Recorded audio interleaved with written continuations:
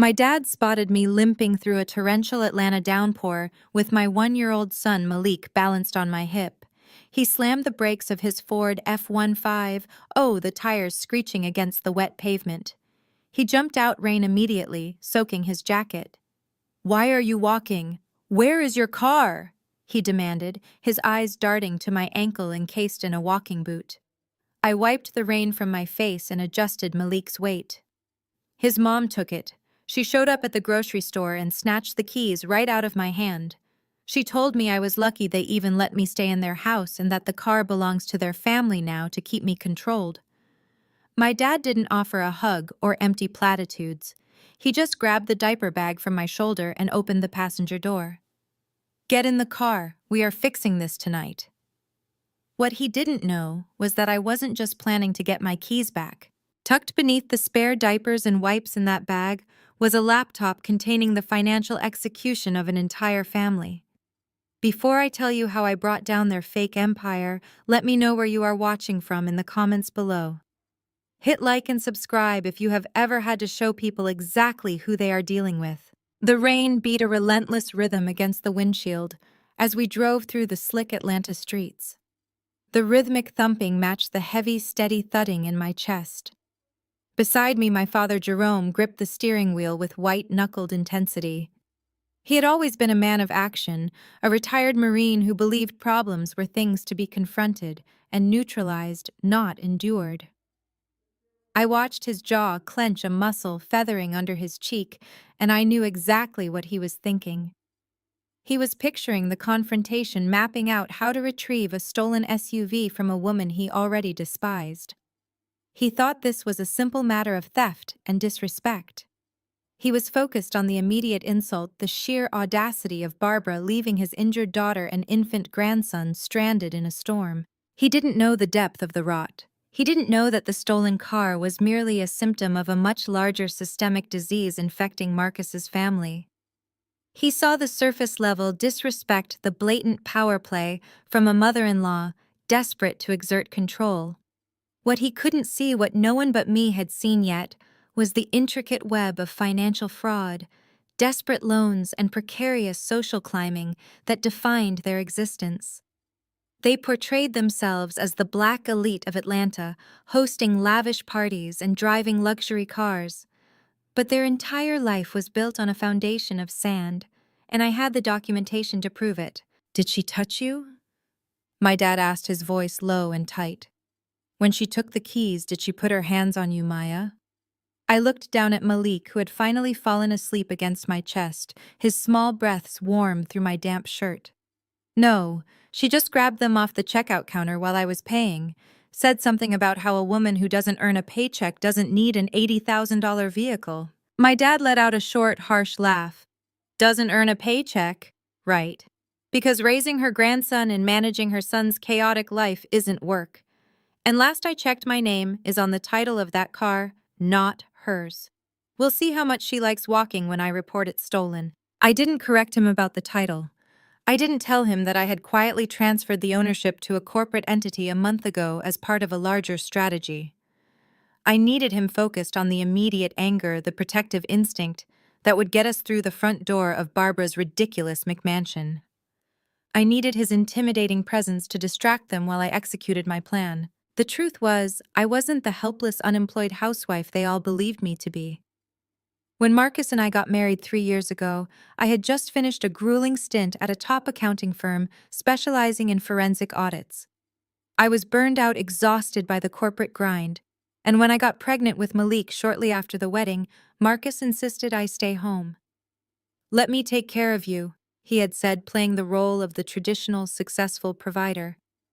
"My real estate business is booming. You don't need to work." And for a while, I believed him. Or rather, I wanted to believe him.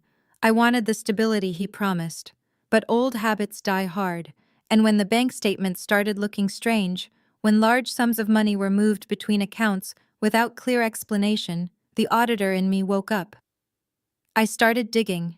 At first, it was just curiosity, a desire to understand our household finances. But what I found wasn't just messy bookkeeping. It was a sophisticated, desperate shell game. I didn't confront Marcus immediately. I knew that in his family, confronting the golden child with his failures would only result in a united front of denial and gaslighting. Barbara would defend him, his brother Darius would cover for him, and his sister-in-law Chloe would use it as another opportunity to highlight her own supposed superiority. I needed undeniable proof. I needed a complete picture of their financial architecture before I made a move. So I played the part they assigned me. The quiet, dependent wife. The woman who asked no questions and accepted the scraps of respect they threw my way. "We are going straight to Barbara's house," my dad said, interrupting my thoughts as he navigated a sharp turn. "I don't care if they are hosting the mayor. We are getting that car back tonight." "They're probably having drinks with Chloe," I said, keeping my voice neutral.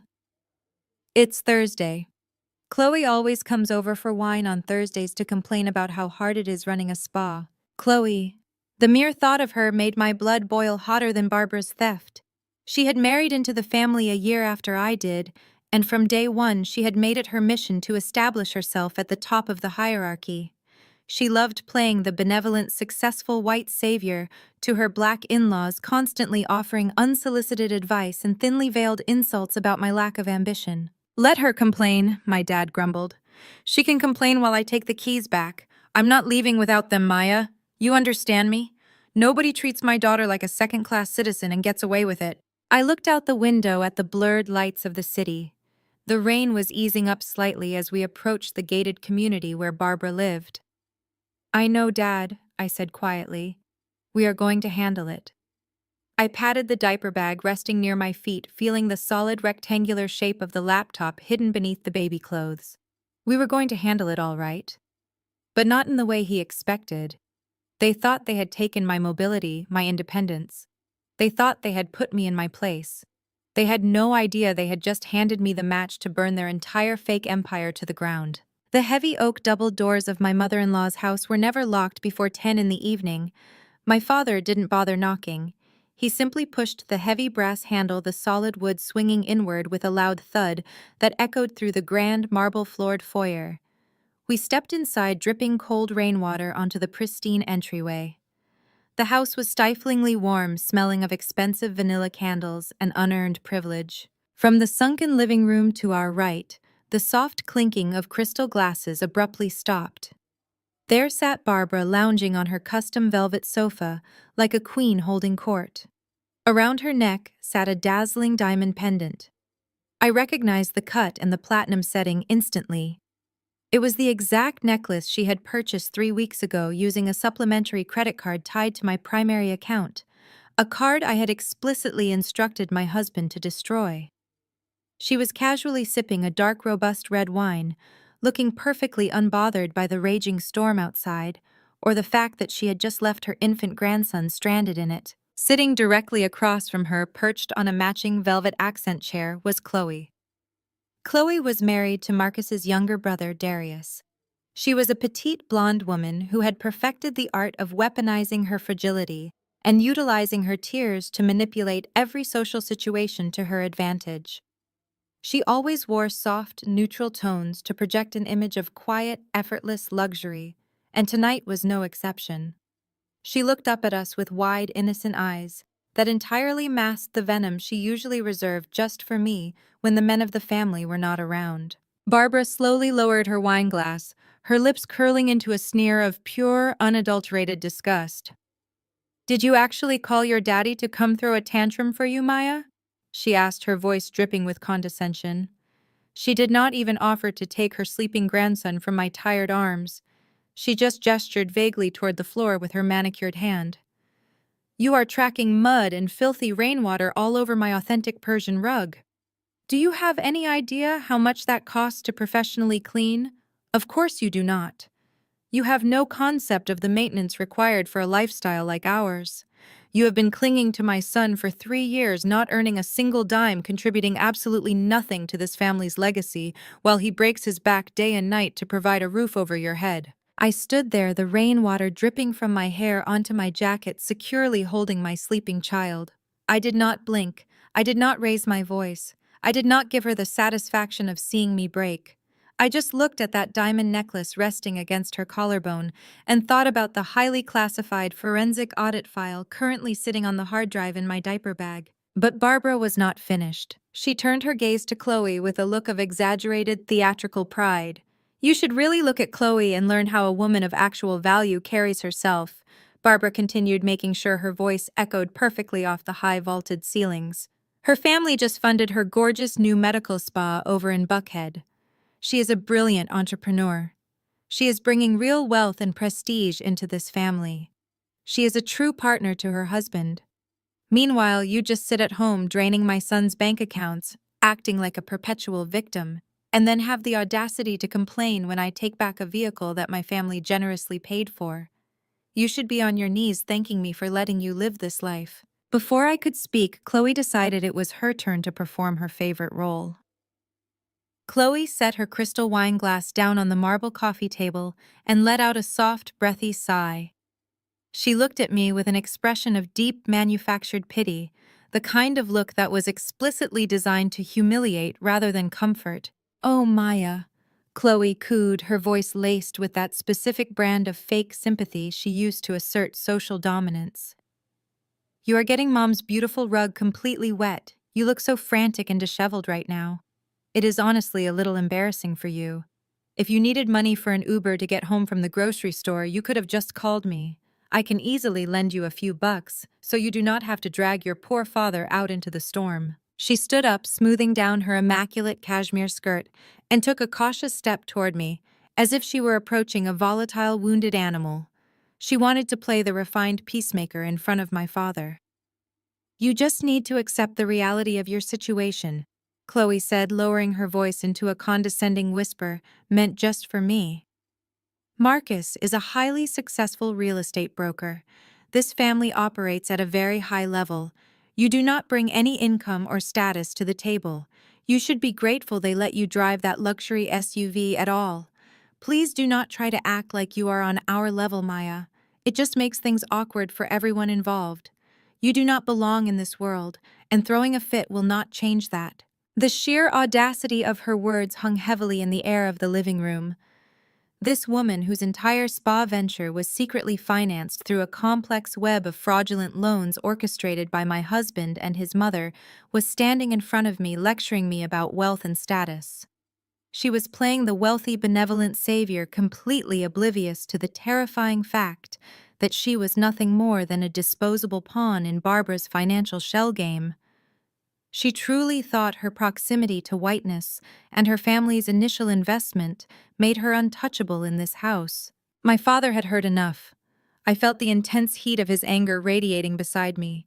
He took a heavy, deliberate step forward, his wet leather boots sinking deep into the expensive rug Barbara loved so much.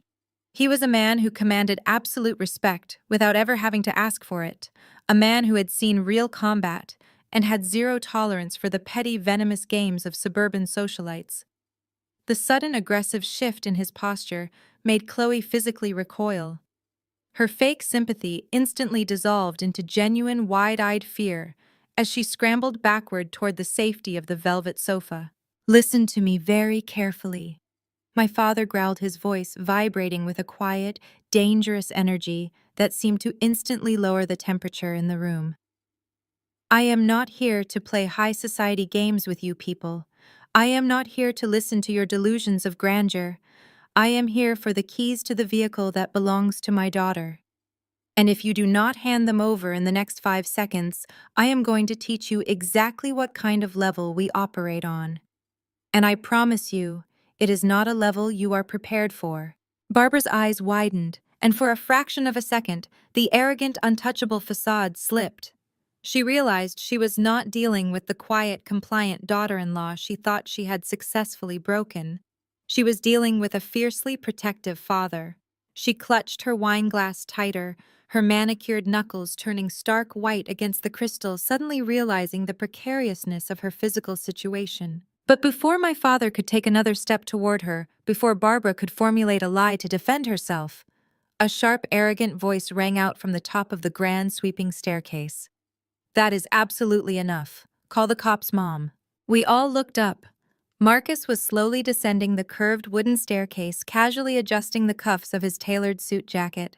He looked down at us with a cold, calculating glare completely devoid of any affection or concern for me or for his sleeping son resting against my chest. "I am not playing these dramatic games with you anymore, Maya," Marcus declared, his voice echoing authoritatively through the foyer.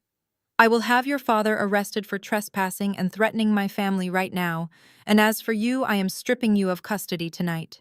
Marcus stood next to Barbara and Chloe, adjusting his Rolex. He looked at my dad, completely ignoring me, acting like the reasonable man dealing with hysterical women. He crossed his arms. "Maya is going through postpartum depression. She is delusional. She hasn't worked a day since we got married. I bought that car. It is marital property. I gave my mother permission to use it to run errands for the family." Before my father could explode, the loud wail of a police siren cut through the rain. Flashing red and blue lights illuminated the grand foyer windows. Two officers, a seasoned veteran and a younger rookie, stepped onto the porch. They had arrived exactly when I expected. I had called them on the ride over, explaining that an $80,000 corporate vehicle had been stolen from a grocery store parking lot, and the tracker showed it at this address. The veteran officer stepped inside, his hand resting casually near his belt. "Ma'am, we need the keys to the black SUV in the driveway. The vehicle has been reported stolen." Marcus stepped in front of his mother, flashing his signature million-dollar real estate broker smile. "Officers, there is a misunderstanding. This is a domestic dispute. My wife is unwell.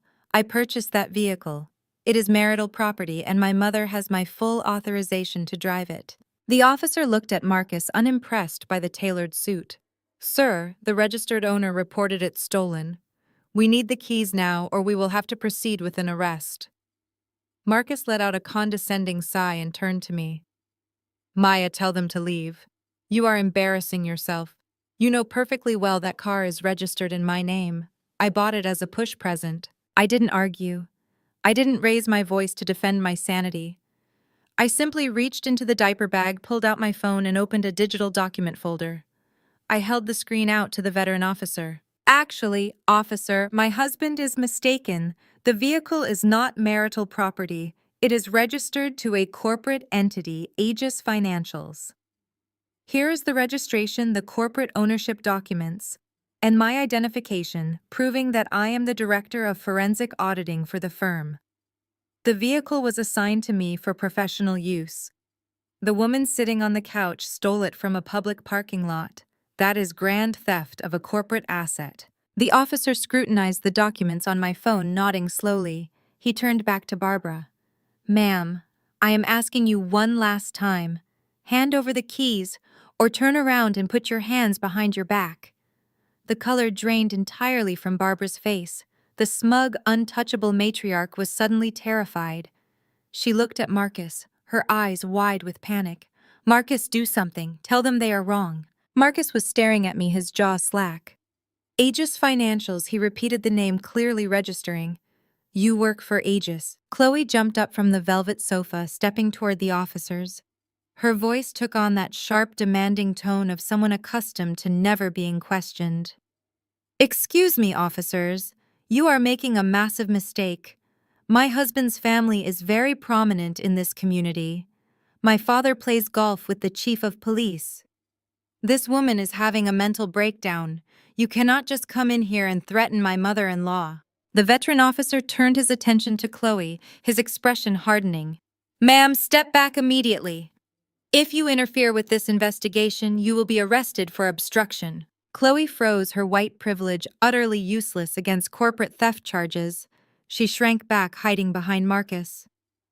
Barbara, realizing that no one was going to save her, reached into the pocket of her expensive cardigan with trembling hands. She pulled out the key fob and dropped it onto the marble floor. It landed with a sharp clatter that echoed in the silent room.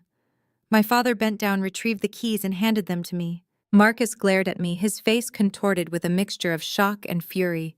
"You dare humiliate my mother like this?" In front of everyone, I held his gaze, slipping the keys into my pocket. "I didn't humiliate her, Marcus. I just enforced the law." He stepped closer, lowering his voice into a vicious whisper. "Tomorrow night is the family company anniversary gala. All our major investors will be there.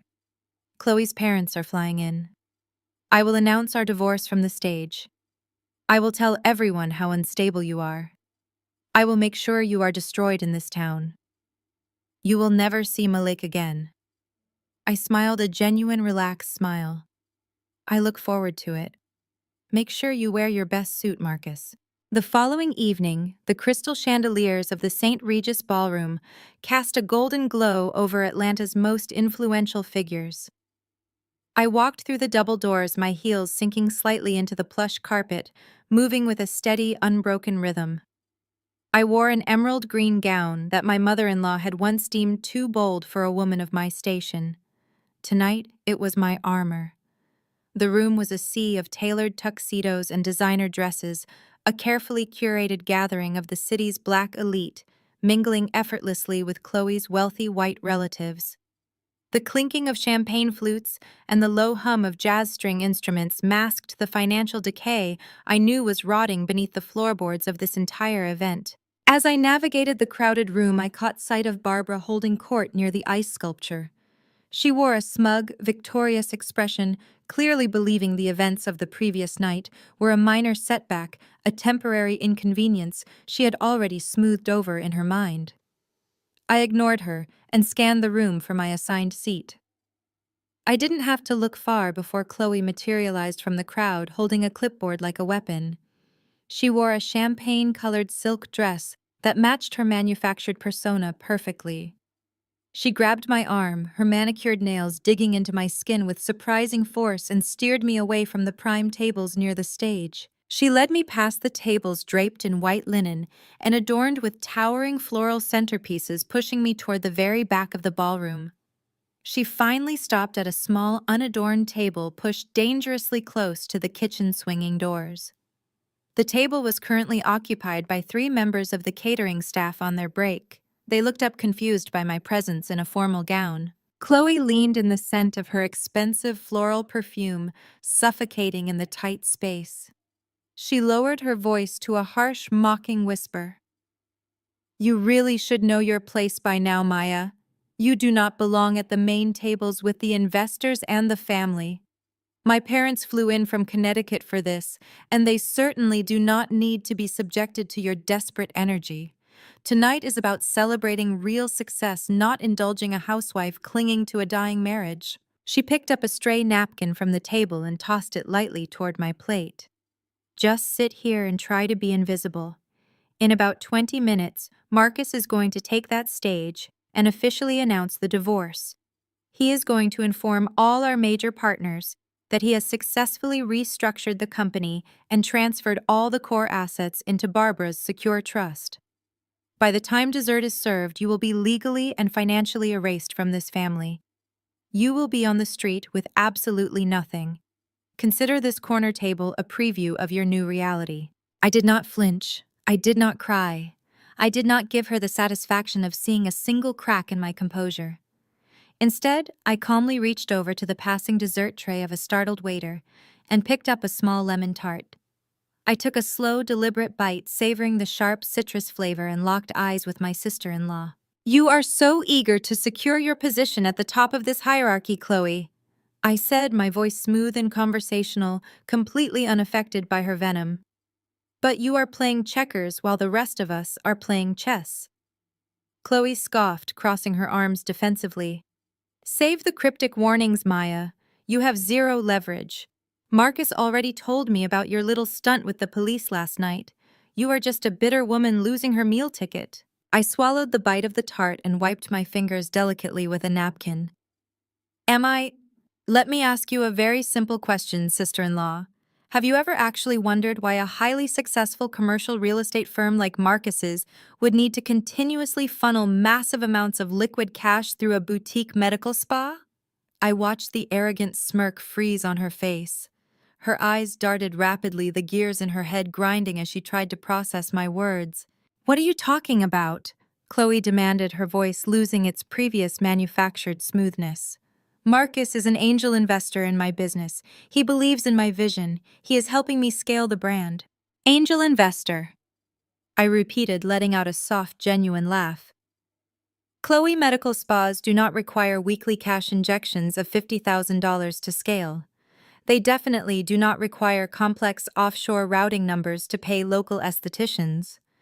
You let Barbara and Marcus manage the books for your little vanity project because you wanted to focus on the aesthetics, right? You signed the incorporation papers they put in front of you without reading a single page. The champagne color of her dress suddenly seemed to match the sickly pallor washing over her face. She took a step back, her clipboard trembling slightly against her hip. You are lying. You are just trying to get in my head because you are losing everything tonight. I am a forensic auditor, Chloe, I said, leaning in closer, invading her space just as she had invaded mine moments before. My entire career is built on finding the money that desperate men try to hide. Marcus did not invest in your spa. He used your social security number and your signature to set up a massive laundering front. Every single fraudulent dollar he stole from the investors sitting in this very room was washed clean through your business accounts. When the federal indictments come down, your name is the very first one at the top of the paperwork. Chloe stood completely paralyzed. The arrogant, untouchable white savior persona shattered into a million pieces right in front of the kitchen doors.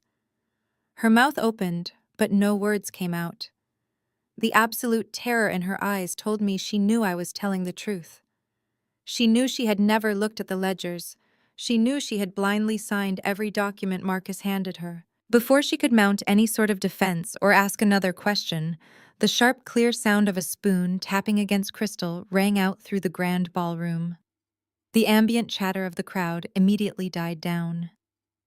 The string quartet stopped playing. Every head turned toward the front of the room. Marcus stepped confidently up to the sleek acrylic podium, bathed in bright white spotlight. He wore a custom-tailored velvet tuxedo, his signature smile plastered across his face. He gripped the edges of the podium, looking out over the sea of wealthy investors, his mother nodding approvingly from the front table. He was fully prepared to execute my honor, to destroy my reputation, and to secure his false legacy. The main event was about to begin. Marcus cleared his throat, leaning into the microphone with the practiced ease of a seasoned politician. He let a moment of heavy manufactured silence fall over the room, ensuring every eye was fixed firmly upon him. He adjusted his posture, portraying the image of a reluctant but resolute patriarch facing a difficult crossroad. Friends, family, esteemed colleagues. Marcus began, his voice dropping an octave to convey a deep, solemn gravity. We are gathered tonight not just to celebrate the anniversary of our company, but to celebrate the enduring legacy of this family. We have built something monumental together. We have weathered economic downturns and market fluctuations, and we have always emerged stronger, more united, and more prosperous. He paused, offering a tight, appreciative smile to his mother Barbara, who sat at the front table dabbing at dry eyes with a silk handkerchief. However, Marcus continued, his tone shifting from triumphant to mournful. The strength of a foundation is sometimes tested not by external forces, but by internal fractures. It is with a remarkably heavy heart that I must share some deeply personal news with all of you tonight. As a man who values transparency and integrity above all else, I cannot stand before you and pretend everything is perfect when it is fundamentally broken. The ballroom grew unnervingly quiet. The clinking of silverware against china ceased entirely. I felt the collective shift in the room's energy, the sudden, eager anticipation of a scandal unfolding in real time. Beside me, my father's hand curled into a tight fist on the table, his knuckles turning white. Many of you know my wife Maya, Marcus said, his voice trembling with perfectly calibrated emotion. He didn't look at me, keeping his gaze fixed on the sympathetic faces in the front row. What you do not know is the profound struggle our family has endured behind closed doors. Maya has been battling severe unchecked mental health issues since the birth of our son Malik. We have tried everything. We have offered support, resources, patience. But her condition has deteriorated into a state of volatile paranoia. He took a slow, deep breath, gripping the edges of the podium as if steadying himself against a physical blow. Her behavior has become increasingly erratic and tragically dangerous. Last night, she orchestrated a terrifying incident at my mother's home, displaying a level of emotional and verbal abuse that I can no longer tolerate. Therefore, to protect the safety of my family, and most importantly, to protect the well-being of my infant son, I have formally filed for divorce this morning.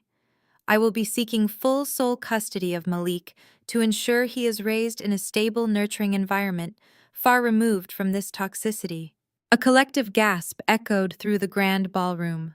The silence that followed was suffocating, heavy with judgment and misplaced pity.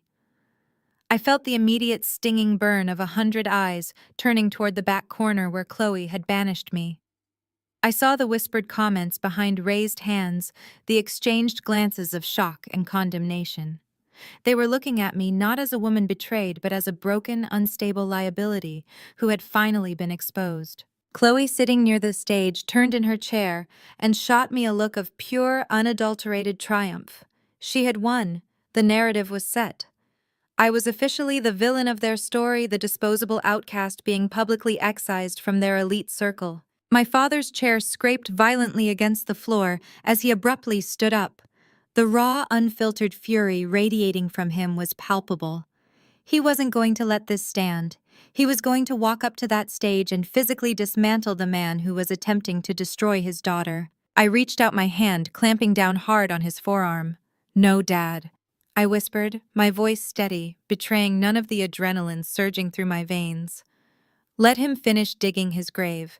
It just makes the burial that much easier." He looked down at me, the anger in his eyes battling with the trust he had in me. He saw the cold, absolute certainty in my expression. Slowly, reluctantly, he sat back down, his eyes never leaving Marcus on the stage. I stood up. I didn't rush. I didn't shrink under the weight of the room's collective glare.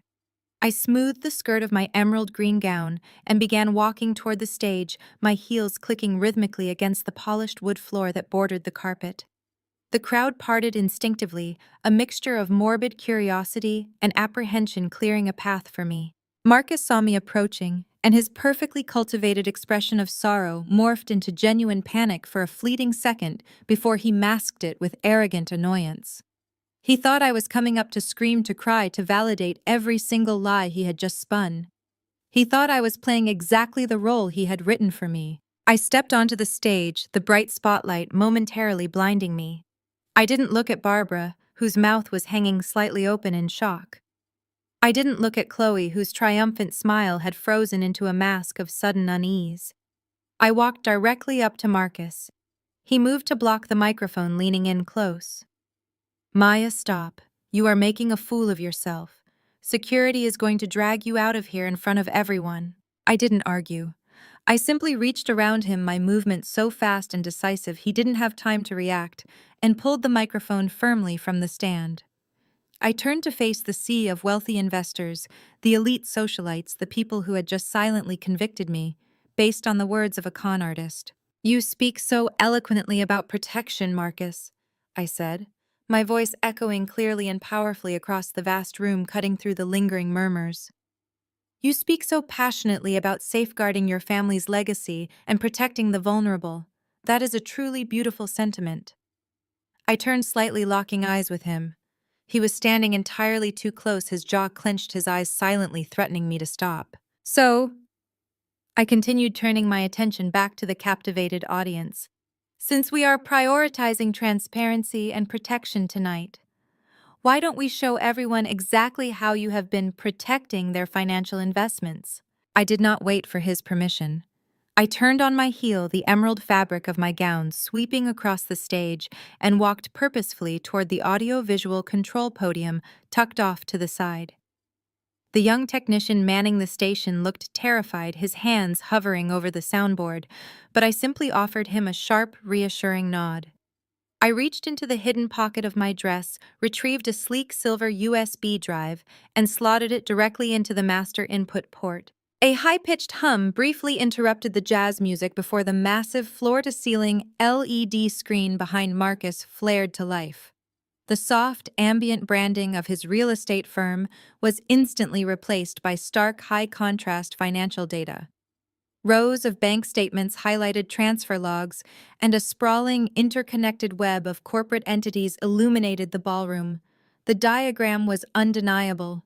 Bright red arrows tracked massive sums of money flowing from investor escrow accounts directly into a labyrinth of phantom holding companies. I walked back to center stage. The microphone felt cool and solid in my grip. My mother-in-law Barbara loves to remind anyone who will listen that I am a useless housewife. I began, my voice echoing evenly across the vast room. She loves to tell her country club friends that I just sit at home all day, staring at a computer screen, contributing nothing to this family's legacy. She considers my presence in her pristine world to be a charitable act on their part. I paused, letting the silence amplify my words. The entire ballroom was completely mesmerized by the glowing financial autopsy displayed behind me. Well, she was right about one thing.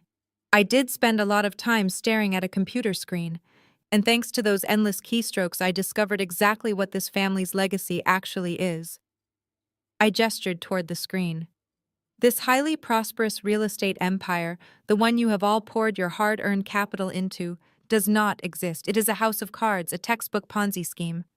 Pandemonium erupted. The collective gasp of the crowd shattered into a dozen different conversations. Men in tailored suits stood up pointing at the screen. Women clutched their evening bags, their eyes darting between Marcus and the damning numbers flashing in high definition. Barbara leaped from her chair at the front table, her refined, aristocratic facade completely vanished. She knocked over her crystal wine glass, sending a dark red stain bleeding across the white linen tablecloth. "Turn that off right now!" Barbara shrieked, her voice cracking with pure panic. She pointed a trembling finger at me. "Security, get this crazy woman off the stage. Throw her out into the street. She is having a psychotic break." Several heavily built security guards lined the perimeter of the ballroom, dressed in sharp black suits with earpieces. Barbara looked at them expectantly, waiting for them to rush the stage and drag me away. Not a single guard moved. They stood like statues, their hands clasped professionally in front of them, their eyes fixed straight ahead. I had anticipated this exact scenario. Earlier that afternoon, I had arranged a private meeting with the hotel's general manager and the head of security.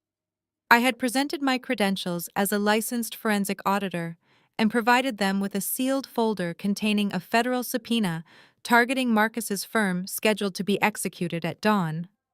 I politely informed them that any attempt to forcibly remove me from the stage while I presented evidence of financial crimes would make the hotel complicit in suppressing an active federal investigation. The security team had strict orders to stand down and observe. I looked down at Barbara, who was frantically waving her hands at the immobile guards. "They are not going to save you, Barbara. No one is." I turned my attention back to the investors in the crowd. "Look at the screen, ladies and gentlemen. Follow the red arrows. Those numbers represent your initial deposits, your retirement funds, your children's college savings. Marcus did not invest them in emerging commercial properties here in Atlanta. He funneled them." I pressed a button on the presentation remote. The screen zoomed in on a specific cluster of transactions. $50,000 a week went straight into a vanity medical spa owned by his sister-in-law Chloe to wash the cash clean. I pointed directly at Chloe's table. She was hyperventilating, pressing a napkin to her mouth. Her wealthy parents from Connecticut stared at her in sheer horror, the reality of their daughter's criminal exposure crashing down on them. "Look at the subsequent transfers," I continued, my voice slicing through the rising clamor of the betrayed investors. "Hundreds of thousands of dollars siphoned off to purchase luxury SUVs, lavish vacations, and custom diamond jewelry." I locked eyes with Barbara. Instinctively, her hand flew up to clutch the glittering diamond pendant resting against her throat, the very necklace she had flaunted the night before. That necklace Barbara is wearing right now was paid for by the Harrison family's pension fund. The velvet sofa she sits on was financed by the down payments of 3 separate families who believed they were buying their first homes. They took your money to build a fake aristocracy. Marcus realized his polished public relations spin was failing rapidly. The charm offensive was useless against raw, verifiable data. His narcissistic survival instincts kicked in. He decided to go on the offensive, attempting to use his commanding presence to regain control of the room. He snatched a secondary microphone from a nearby stand. "You are completely out of your mind, Maya," Marcus roared, trying to project dominance. "This is blatant slander. Everyone in this room knows my business is legitimate. You are twisting standard corporate restructuring to look like a crime because you are a bitter, soon-to-be ex-wife trying to secure a payout. You are trying to ruin a celebration of Black excellence because you could never measure up." He paced across the stage, addressing the crowd, trying to tap into their shared greed and business acumen. "I am a master of asset protection. That is why you hire me. I saw this mental breakdown coming for months. Maya has been spiraling. That is exactly why I took the proactive step of securing our capital. I transferred our core holdings and liquid assets into a secure, impenetrable trust fund under my mother's name. It is a standard defensive maneuver." Marcus smiled, a cold, arrogant smirk that showed his absolute confidence in his own superiority. He truly believed he had outsmarted everyone. He thought the law did not apply to men like him. "You cannot touch it, Maya," he taunted, lowering his voice so it hissed through the speakers. "These investors cannot touch it until the development cycles are complete. It is entirely legal asset protection. I shielded my wealth from a hysterical woman trying to rob me blind. You have absolutely no proof of fraud." I looked at him. I looked at the man I had once thought I loved, standing there proudly confessing to financial manipulation while trying to disguise it as business savvy.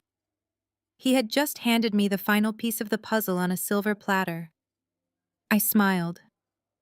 It was a slow, genuine smile that reached my eyes. The kind of smile you only get when the chess match is finally over and checkmate is inevitable. "Are you sure about that?" Marcus's smirk faltered. The absolute confidence in my voice finally managed to pierce his thick armor of arrogance. He looked back at the massive LED screen, his eyes frantically searching the complex web of red arrows for the legal loophole he thought he had so brilliantly engineered. I reached into the small, structured emerald clutch I had carried onto the stage. I pulled out a thick stack of legal documents bound by a heavy brass clip and stamped with a bright, undeniable red seal. I dropped the stack directly onto the acrylic podium. The loud slap of the heavy paper hitting the plastic echoed like a gunshot through the microphone. "You are a master of asset protection, Marcus," I said, my voice projecting clearly across the silent ballroom. "You successfully transferred all of the core holdings, the company deeds, and the deed to the family mansion into an impenetrable trust completely controlled by your mother. On paper, it looked like a flawless defensive maneuver to hide wealth from a divorce settlement. But you forgot one crucial detail. You forgot to monitor your mother's personal spending habits." Barbara let out a sharp gasp from the front row. The color completely drained from her face, leaving her looking hollow and terrified. To maintain the illusion of extreme wealth to fund the country club memberships, the diamond pendants, and these lavish parties, Barbara needed liquid cash. I explained to the crowd, keeping my eyes locked on Marcus. "And since you were funneling all the actual liquidity into Chloe's failing spa to wash it, Barbara had to find cash elsewhere. She took out massive high-interest loans from private predatory lenders. And to secure those loans, she used the newly created trust as collateral. The very trust holding your entire company and the family mansion." Marcus turned slowly to look at his mother. His face was twisted in a mask of absolute horror. "Mom," he demanded, his voice cracking, "tell me she is lying. Tell me you did not leverage the trust." Barbara could not speak. She simply covered her face with her trembling hands and began to shake. "Predatory lenders do not care about your social standing in Atlanta," I continued, turning my attention back to the investors who were now hanging on my every word. "When Barbara inevitably defaulted on those loans 3 months ago, the lenders immediately moved to liquidate the collateral. They sold the toxic debt for pennies on the dollar to a corporate asset management firm." I picked up the document with the red seal and held it up to the harsh spotlight. "That firm is Aegis Financials, the exact same firm where I serve as the Director of Forensic Auditing. For the past 3 years, you all thought I was a pathetic dependent housewife crying in the suburbs. You thought I was trapped. I was not trapped. I was hunting. I spent every single day sitting in my home office quietly buying up every single piece of bad debt this family created. I traced every stolen dollar. I secured every defaulted loan. I stepped closer to Marcus. He looked physically ill. The arrogant, untouchable real estate mogul had been reduced to a cornered, panicked child in front of the entire city. "You do not own this company anymore, Marcus," I stated, ensuring the microphone picked up every single syllable. "Barbara does not own that ridiculous mansion. As of 9 o'clock this morning, Aegis Financials executed the final clauses on the defaulted loans. I do not just have the proof of your fraud. I own your entire existence. The house you sleep in, the firm you use to steal from these people, the cars you drive, they belong to me." The ballroom erupted. It was no longer a sophisticated gathering of the elite. It was a mob realizing they had been robbed by the man standing on the stage. Men in tailored suits began shouting, pushing chairs aside, demanding their money back. Women were screaming at Barbara. The carefully curated illusion of the Wilson family legacy was burning to the ground in spectacular fashion. Down in the front row, the crushing reality of the situation finally hit Barbara. The woman who had spent years making me feel like garbage, who had literally stolen my car the night before to assert her dominance over me, let out a wretched guttural sob. Her knees buckled. She collapsed entirely, sinking down onto the carpeted floor of the ballroom, her expensive designer gown crumpling around her. No one rushed to help her. Her wealthy friends just stared at her in absolute disgust. Marcus gripped his hair, pacing the small stage like a trapped animal. He looked at the screaming investors, then down at his weeping mother, and finally at me. He pointed a shaking finger at my face. "You set me up!" he yelled over the noise of the crowd, his voice desperate and wild. "This is a setup. I will sue you for everything you have. I will tie this up in litigation for the next decade. I will destroy you." "You cannot afford a lawyer, Marcus," I reminded him coldly. "I froze your personal accounts 20 minutes ago." Before he could respond to that reality, the frantic sound of high heels stomping up the wooden stairs of the stage interrupted us. Chloe burst into the spotlight. She completely ignored the chaos of the angry investors and the pathetic sight of her mother-in-law weeping on the floor. Her face was red and streaked with tears of pure selfish panic. She marched right up to Marcus and shoved him hard in the chest. "What is she talking about?" Chloe screamed, her voice shrill and echoing through the microphone I still held. "What do you mean you do not own anything? This cannot be happening. What about my spa? Marcus, you just promised to wire $200,000 into my operating account first thing tomorrow morning." I turned my gaze away from my crumbling husband and focused entirely on the frantic, trembling woman charging at us. Chloe was hyperventilating, her perfectly contoured face flushed with a blotchy, uneven red. The tracking spotlight followed her every erratic movement, casting harsh, unforgiving shadows that highlighted the absolute terror radiating from her eyes. She stood inches from Marcus, demanding answers about the $200,000 he had promised to wire her that very morning. I stepped forward, placing myself right in her line of sight. The cold, unyielding reality of the situation was about to hit her harder than anything she had ever experienced in her sheltered, privileged life. "Oh, my arrogant, impossibly naive sister-in-law," I said, my voice echoing through the silent, captivated ballroom. "Did you honestly believe this family respected you? Did you truly think you were brought into this fold because they admired your business acumen or your high society, Connecticut pedigree? You have spent the last 3 years looking down your nose at me, treating me like a charity case, while you paraded around playing the benevolent, superior white savior. You thought you were the golden goose." Chloe blinked rapidly, her breath hitching in her chest. She looked at Marcus, expecting him to defend her, to shut me down, but Marcus was staring at the floor, his jaw tight, completely unable to meet her gaze. "Marcus never invested a single dime of his own money into your luxury medical spa," I stated, letting each word land with absolute precision. "He did not believe in your vision. He believed in your pristine credit score. When his real estate Ponzi scheme started collapsing and Barbara's predatory loans came due, they needed a clean, untraceable asset to leverage. You were not a partner to them, Chloe. You were a disposable white pawn." Chloe shook her head in furious denial, her hands flying up to grip her blonde hair. "No, No, that is a lie. My parents provided the seed money. Marcus is just a silent partner. We signed legal partnership agreements. You signed whatever Marcus placed in front of you while you were busy picking out imported Italian tiles for your lobby. I corrected her, my tone devoid of any sympathy. You were so eager to play the successful entrepreneur that you never bothered to hire your own legal counsel. You just handed over your social security number, your banking details, and your blind trust. Marcus took that information and forged your signature on a massive commercial mortgage. He used your pristine, debt-free spa as collateral to pull out $500,000 in cash. A collective gasp rippled through the audience. I could see Chloe's parents standing near the back, their faces drained of all color, the horrifying reality of their daughter's total financial ruin sinking in. He did not promise to wire you $200,000 this morning to help you expand. I continued, closing the distance between us until I could see the frantic pulse beating in her neck. He was trying to wire you just enough stolen investor capital to cover the balloon payment on that fraudulent mortgage so the bank would not seize your equipment today. But as I just mentioned, I froze all of his accounts. That wire transfer failed. You are currently defaulting on a $500,000 loan that you did not even know you had. Your spa is gone, Chloe. It belongs to the bank. The silence in the ballroom was absolute.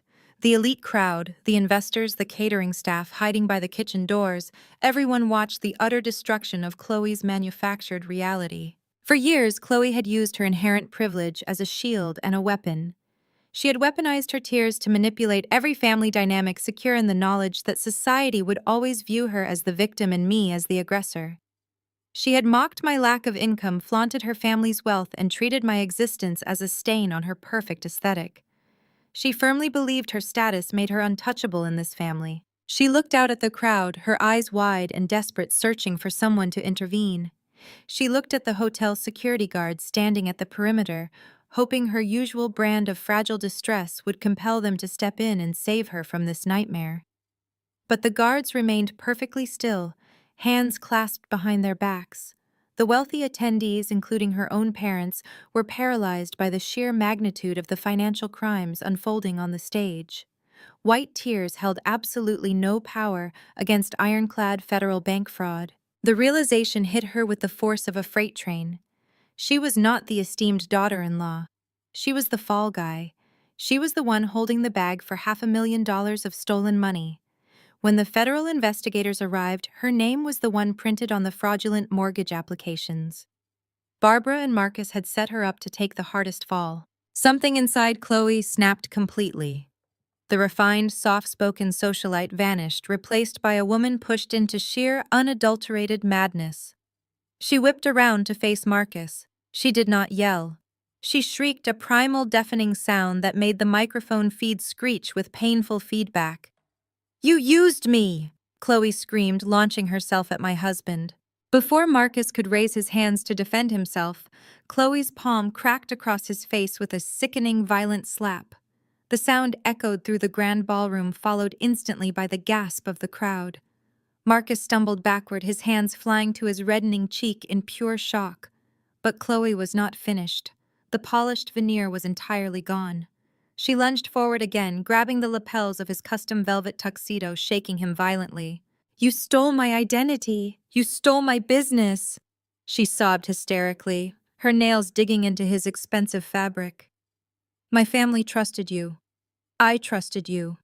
We are going to sue you into the ground. My father is going to see you locked in a federal prison for the rest of your pathetic life." Marcus tried to shove her away, but Chloe was fueled by blind panic.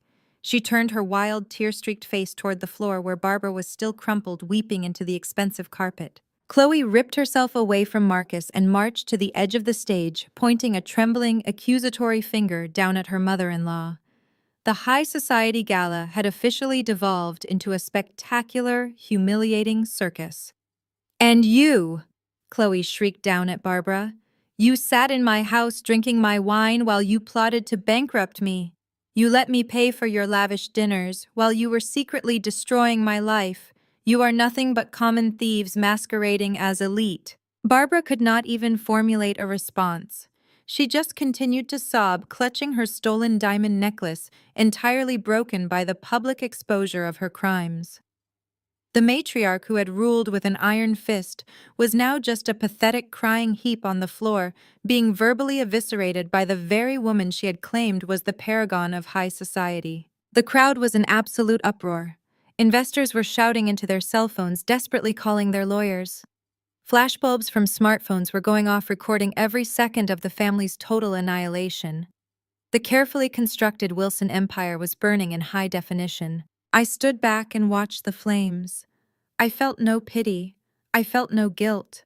I felt the profound, deeply satisfying warmth of absolute justice. I had taken the cruelty, the gaslighting, and the systemic financial abuse, and I had turned it into a weapon that destroyed them from the inside out. They had handed me the match, and I had simply let them douse themselves in gasoline.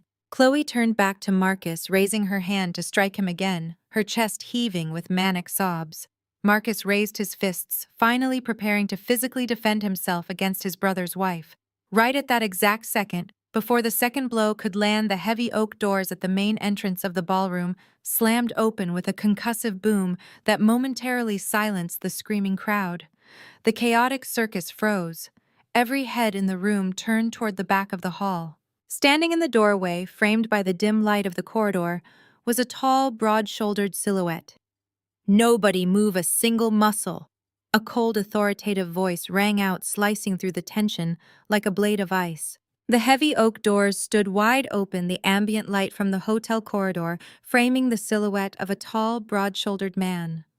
Every head in the ballroom turned in unison. The frantic murmurs died instantly in the throats of the wealthy investors. Even Chloe ceased her hysterical sobbing, turning her tear-streaked face toward the entrance. The man stepped out of the shadows and into the harsh, glittering glare of the chandeliers. It was Darius, Marcus's younger brother, Chloe's husband. Relief washed over Chloe's blotchy face. She let out a ragged, desperate gasp and stumbled forward, her high heels catching in the hem of her designer gown. She truly believed her knight in shining armor had arrived to restore order, to use his family name to crush me, and silence the horrifying truth I had just unleashed. "Darius!" Chloe cried out, reaching her trembling hands toward him as he walked down the center aisle. "Thank God you are here. Maya has lost her mind. She is trying to steal everything from us. You have to stop her. Call the police. Have her arrested." Darius did not rush to catch his wife. He did not offer her a comforting embrace or a reassuring word. He simply stopped at the edge of the dance floor, directly below the stage, and looked at Chloe with an expression of pure, unadulterated disgust. It was a look of absolute revulsion, the kind usually reserved for scraping something vile off the bottom of a shoe. Slowly, deliberately, Darius raised his left hand. He grabbed the thick gold wedding band resting on his ring finger and pulled it off. Without breaking eye contact with his wife, he tossed the ring onto the polished hardwood floor. The heavy gold bounded once, twice, emitting a sharp metallic clatter that echoed through the dead silent room before rolling to a stop directly at Chloe's feet. Chloe stared down at the ring, her mouth hanging open in mute horror. Her brain could not compute the rejection. "Darius, what are you doing?" "I am not here to save you, Chloe," Darius stated, his voice devoid of any warmth or affection. "I am not here to save my mother, and I am certainly not here to save my brother." Darius shifted his gaze from his shattered wife to the stage. He looked past Marcus, past the weeping heap that was Barbara, and locked eyes directly with me. A silent nod of profound mutual respect passed between us.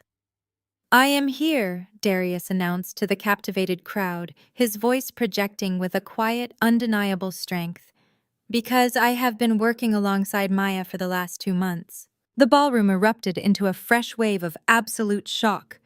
Marcus physically recoiled, staggering backward a full step as if he had been shot. His perfectly crafted universe was not just burning from the outside, it was detonating from the very core. "You are lying." Marcus spat out, his voice trembling with a mixture of terror and rising fury. He gripped the edges of the podium, his knuckles turning white. "You are my brother. You are blood. You would never side with this bitter, vindictive woman against your own family." "Family." Darius laughed, a harsh, humorless sound that cut deep. He took the stairs two at a time, stepping onto the stage and invading Marcus's meticulously controlled space. Do not dare use that word with me, Marcus. You and Mother never treated me like family. You treated me like a convenient idiot, the quiet, slow younger brother who was just grateful to be included in the prestigious Wilson Empire. You kept me in the shadows, handed me a fancy title with zero actual authority, and patted me on the head like a loyal dog. Darius turned to address the sea of wide-eyed investors. He stood tall, finally stepping out of the suffocating shadow his brother had cast over him his entire life. For years, I wondered why my brother insisted on making me the primary signatory on our offshore accounts and our high-risk venture capital funds. Darius explained, his voice ringing with newfound authority. I thought it was trust. I thought it was his way of letting me share the responsibility. But I was wrong. When Maya approached me 8 weeks ago, she did not just bring accusations. She brought irrefutable, terrifying proof. I watched Marcus's chest heave. The charismatic facade was entirely gone, replaced by the panicked realization of a cornered predator. Maya showed me the master ledgers. Darius continued, turning back to face his brother. She showed me how you and Mother were using my name, my personal credit, and my forged signature to guarantee the darkest, most toxic loans, keeping this Ponzi scheme afloat. You were not bringing me into the family business. You were building my financial coffin. You were setting me up to be the designated fall guy when the feds eventually kicked the doors down. Chloe let out a strangled wail from the floor below. Darius, no. You cannot leave me. What about my spa? What about the money? Darius glanced down at her, his expression hardening into stone. You are just as guilty as they are, Chloe. You spent years riding their coattails, spending stolen money, and treating Maya like she was beneath you because of the color of her skin and the size of her bank account. You loved the privilege, but you never bothered to look at the price tag. You deserve exactly what is coming to you. He shifted his attention back to Marcus, who was now sweating profusely under the hot stage lights. When Maya showed me the truth, Darius said, his voice dropping to a dangerous, steady rhythm, I had a choice. I could go down with the sinking ship to protect a brother who planned to sacrifice me to save himself, or I could survive. I chose survival. I gave Maya full administrative access to the firm's internal servers. Every encrypted email, every hidden bank statement, every off-the-books transfer. I handed it all over to Aegis Financials. And in exchange, I secured a signed ironclad immunity agreement from the federal prosecutor's office. Marcus lost whatever shred of sanity he had left. The realization that his own brother had dismantled the empire from the inside out was the final fatal blow. The sheer humiliation of being outsmarted by the two people he deemed the weakest links in his life shattered his mind. You traitor! Marcus roared, a guttural, animalistic sound tearing from his throat. You ruined everything. You destroyed the family. Marcus lunged. He moved with terrifying speed, abandoning all pretense of civilization. He threw himself across the stage, his hands extended like claws, aiming directly for Darius's throat. He was entirely unhinged, fully prepared to strangle his own brother to death in front of 300 witnesses. Darius braced for the impact, throwing his arms up to defend himself, but the blow never landed. A figure moved from the front row with astonishing, brutal efficiency. My father, Jerome, a man who had spent 30 years working heavy construction before retiring, stepped onto the stage in a single massive stride. He did not shout. He did not hesitate. Just as Marcus was about to tackle Darius, my father intercepted him. Jerome's large, calloused hand clamped onto Marcus's custom velvet collar. With a singular, explosive twist of his hips and an immense display of raw protective strength, my father lifted Marcus entirely off his feet. He slammed my soon-to-be ex-husband violently onto the hardwood stage. The impact shook the floorboards. Marcus gasped, all the air rushing out of his lungs in a painful wheeze as he hit the ground flat on his back. My father stood over him, an imposing mountain of a man in a perfectly tailored charcoal suit. He placed one heavy dress shoe firmly against Marcus's chest, pinning him to the floor. The raw, terrifying fury in my father's eyes was enough to paralyze any man in the room. Do not ever... My father growled, his voice a low, terrifying rumble that carried through the microphone feedback. Attempt to lay a hand on anyone in this room again. You are done playing the tyrant. You are done hurting people. You stay on the ground exactly where you belong. Marcus wheezed beneath the crushing weight of my father's leather Oxford. His perfectly manicured hands clawed uselessly at Jerome's ankle, but my father stood as immovable as a redwood. The sheer physical dominance radiating from Jerome cast a heavy, suffocating blanket over the immediate vicinity. For the first time in his pampered, privileged life, Marcus was entirely physically overpowered, reduced to a gasping spectacle on the polished oak stage. Down on the main floor, the absolute chaos of the ballroom momentarily fractured. The screaming investors, the frantic dialing of cell phones, and Chloe's hysterical sobbing all seemed to dial back a fraction, their attention drawn to the imposing figure of my father. Barbara, still crumpled on the carpet like a discarded silk napkin, sensed the shift in the room's energy. She saw her golden son pinned to the floor. The ferocious, dictatorial matriarch who had ruled her family through intimidation and financial blackmail realized her usual weapons were completely useless. She could not buy her way out of this. She could not intimidate me. She could not control Darius. So she resorted to the only tactic she had left. She decided to play the ultimate victim. Barbara dragged herself forward, her expensive gown snagging on the carpet fibers. She crawled toward the edge of the stage, tears streaming down her face, entirely abandoning any remaining shred of her high society dignity. She looked up at my father, clasping her hands together in a theatrical display of desperate prayer. "Jerome!" Barbara wailed, her voice trembling with manufactured agony. "Jerome, please, I am begging you. You have to put a stop to this." My father did not flinch. He kept his gaze locked on Marcus, his foot pressing just hard enough to keep my husband pinned without breaking his ribs. He slowly turned his head to look down at the weeping woman below him. His face was a mask of cold, unyielding granite. Barbara took his silence as an opening.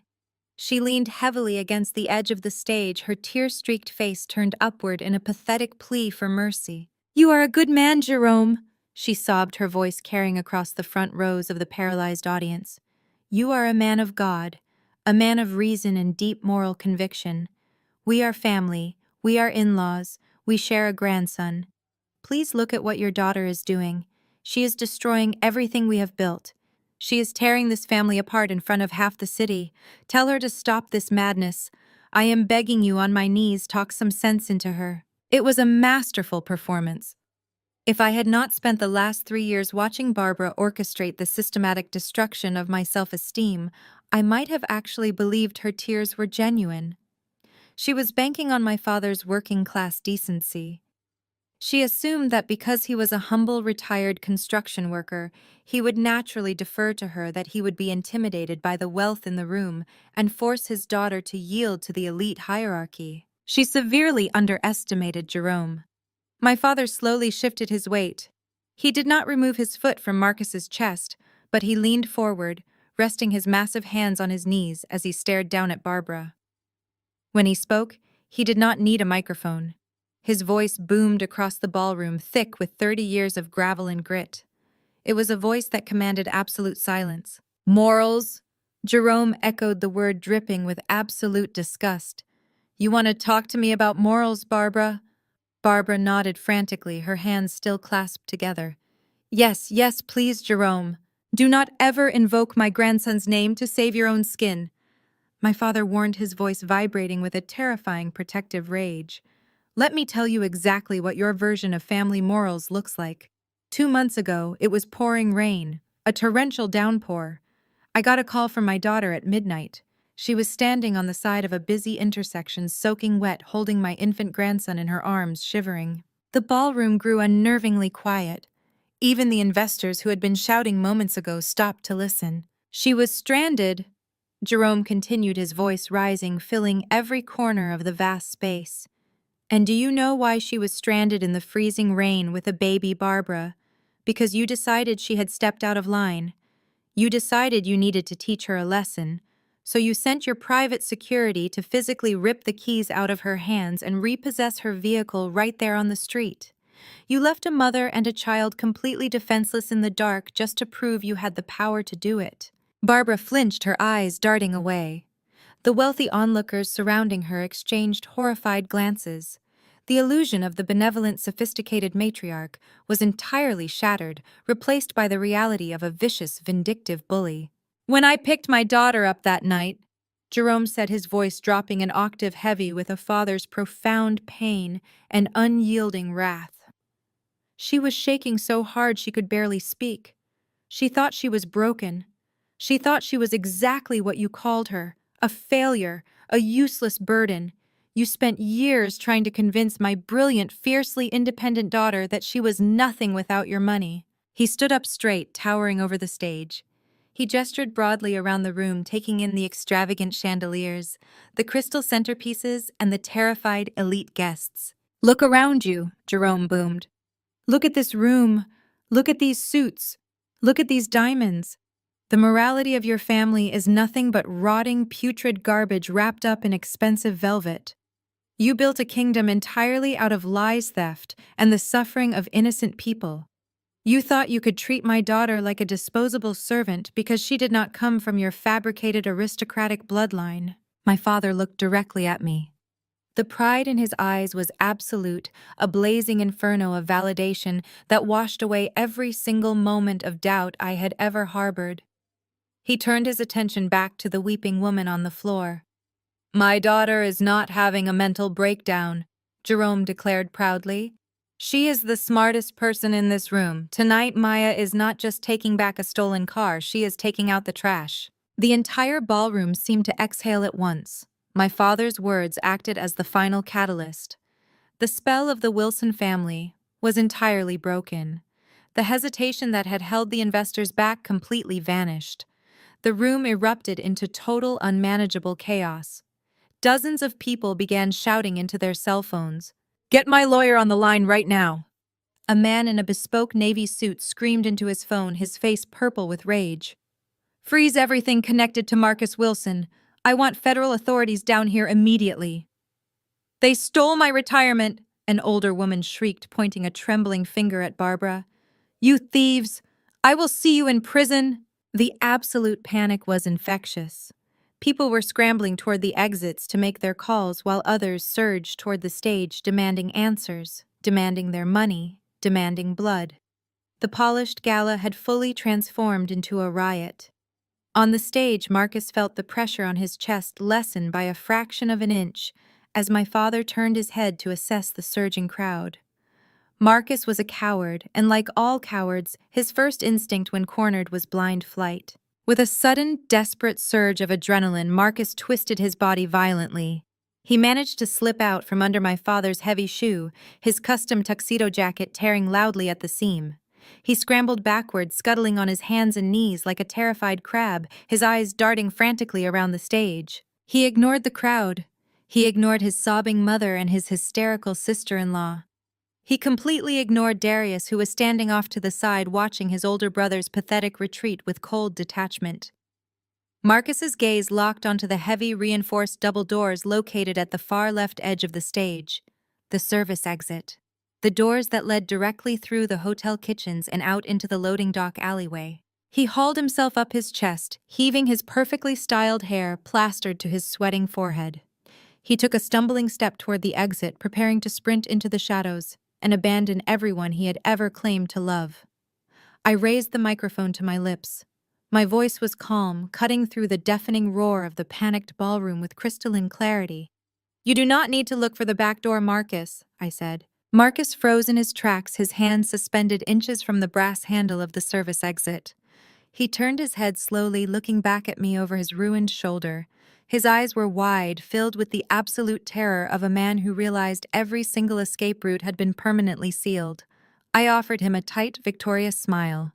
"You see, your very special VIP guests decided not to use the service entrance tonight," I informed him, gesturing gracefully toward the main grand double doors at the opposite end of the ballroom. "They are waiting for you right at the front." As if on command, the heavy mahogany double doors at the main entrance burst open with a concussive thud that rattled the crystal chandeliers above. The suffocating silence of the ballroom was instantly shattered by the sharp, synchronized crack of heavy tactical boots hitting the polished hardwood floor. The blinding strobe of red and blue police lights from the courtyard cruisers pierced through the glass lobby windows, casting harsh, alternating neon flashes directly across Marcus's panic-stricken face. A dozen federal agents poured into the grand ballroom. They wore dark tactical windbreakers with bold, stark yellow lettering across the back FBI. Marching right alongside them were stern-faced investigators from the IRS Criminal Investigation Division, clutching thick black leather briefcases. The sea of wealthy investors, elite socialites, and high society sycophants scrambled backward in absolute terror. Men in bespoke suits and women in couture gowns practically climbed over overturned tables and shattered crystal to clear a wide, unobstructed path. Nobody wanted to be caught standing within the blast radius of a federal raid. The lead agent, a tall, broad-shouldered man with a gaze as sharp as shattered glass, marched directly toward the stage. He did not look at the terrified crowd. He did not look at Barbara sobbing on the floor. His eyes were locked dead onto Marcus. "Marcus Wilson!" The agent's voice boomed, completely devoid of emotion. Marcus scrambled desperately to his feet. He frantically tried to smooth down the torn lapels of his custom velvet tuxedo, his hands shaking violently. His narcissistic survival instinct kicked in, attempting to summon the polished, charismatic charm he had used to con millions out of the people in this very room. "Officer, listen to me," Marcus stammered, forcing a slick, thoroughly unconvincing smile. "There has been a massive misunderstanding here. I am a prominent business owner in this city. I golf with the mayor. I can have my legal team down here in 10 minutes to clear up whatever administrative error has caused this embarrassing disruption." The lead agent did not slow his pace. He stepped onto the stage entirely unimpressed by the frantic name-dropping. "There is no administrative error, Mr. Wilson. You are under arrest." "On what grounds?" Marcus shrieked, his voice cracking the polished facade, completely disintegrating. "My wife is a hysterical woman trying to steal my assets.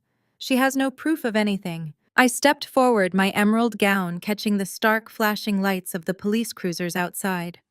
I looked at the man who had spent 3 years treating me like an incompetent burden, stripping away his last remaining illusion of superiority. "I do not need to steal your assets, Marcus, because they never actually belong to you," I stated, my voice echoing with icy precision. "And as for the proof, I handled that as well. Last Tuesday, I compiled a comprehensive 500-page forensic audit of your entire fake empire. I mapped out every single phantom holding company, every laundered dollar funneled through Chloe's spa, and every predatory loan Barbara took out against the trust. I bound it all together and personally hand-delivered it to the regional director of the FBI." Marcus's mouth opened, but no sound came out. His eyes darted wildly between me and the federal agents surrounding him. That 500-page report detailed extensive wire fraud, systemic forgery of commercial loan documents, and massive multi-million-dollar tax evasion. I continued, making sure every investor in the room heard the exact charges. The federal prosecutor spent the weekend reviewing my data. They did not need to investigate further. The math was flawless. The arrest warrants were signed by a federal judge yesterday morning. They were just waiting for you to gather all of your defrauded investors into one convenient room. 2 agents grabbed Marcus by the arm, spinning him around roughly. The sharp, heavy click of steel handcuffs ratcheting securely around his wrists echoed across the ballroom. The sound was the ultimate punctuation mark on his fabricated legacy. "Marcus Wilson, you have the right to remain silent." The agent began reading the Miranda rights, his voice carrying an undeniable finality. "Anything you say can and will be used against you in a court of law." Below the stage, the reality of the handcuffs finally shattered whatever delusion Barbara was still clinging to. The dictatorial matriarch who had ruled her family with an iron fist let out a piercing, ear-splitting scream. She scrambled up from the carpet, her expensive designer dress stained with spilled wine and dirt, and threw herself at the nearest federal agent. "You cannot take him!" Barbara shrieked, her voice raw and hysterical, clawing desperately at the agent's tactical vest. "He is a good boy. We are the Wilsons. We belong to the most exclusive country clubs in Atlanta. You cannot treat us like common criminals. Let him go right now." The agent did not hesitate. He swatted Barbara's grasping hands away with practiced efficiency and stepped directly into her personal space, forcing her to stumble backward. "Ma'am, if you touch a federal agent one more time, you will be placed in handcuffs for obstruction of justice and assaulting an officer." The agent warned, his tone dangerously low. "Step back immediately." Barbara gasped, her hands flying to her mouth. She looked around the room, her eyes wide with terror, desperately searching the faces of her wealthy friends for any sign of support. But her country club friends simply turned their faces away in profound disgust, whispering among themselves about her impending prison sentence. She was utterly alone, entirely stripped of the power and prestige she had used to terrorize me. She sank back down onto the floor, curling into a pathetic weeping ball of defeated arrogance. In the far corner of the room, near the shattered remnants of the Champagne Pyramid, Chloe was experiencing her own total systemic collapse. She was backed into a corner, her phone pressed so hard against her ear that her knuckles were white. Her flawless blonde hair was a mess, and dark streaks of expensive mascara ran down her cheeks as she sobbed hysterically into the receiver. "Daddy, please, you have to listen to me," Chloe wailed, her voice cracking with pure, unadulterated panic. "The FBI is here. They are arresting Marcus Maya. Said my name is on the fraudulent mortgage documents. They are going to take the spa. Daddy, they are going to take everything." I watched her through the chaos, observing the exact moment her lifelong shield of extreme wealth and white privilege evaporated into thin air. "You have to send the corporate lawyers right now," Chloe screamed into the phone, stomping her foot on the floor like a petulant toddler denied a toy. "You have to fix this. Tell them I did not know. Tell them Marcus tricked me." She paused, listening to the voice on the other end of the line.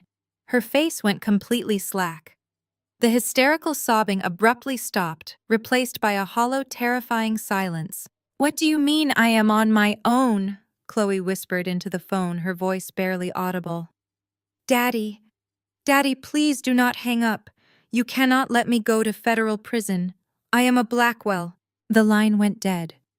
Chloe lowered the phone slowly, staring at the blank screen in absolute horror. Her powerful Connecticut family, the very people who had funded her arrogance and shielded her from the consequences of her actions, her entire life had just cut her loose. The moment her criminal exposure threatened to tarnish their pristine legacy, they abandoned her without a second thought. Her future, filled with luxury vacations, elite galas, and unearned superiority, was completely and permanently annihilated.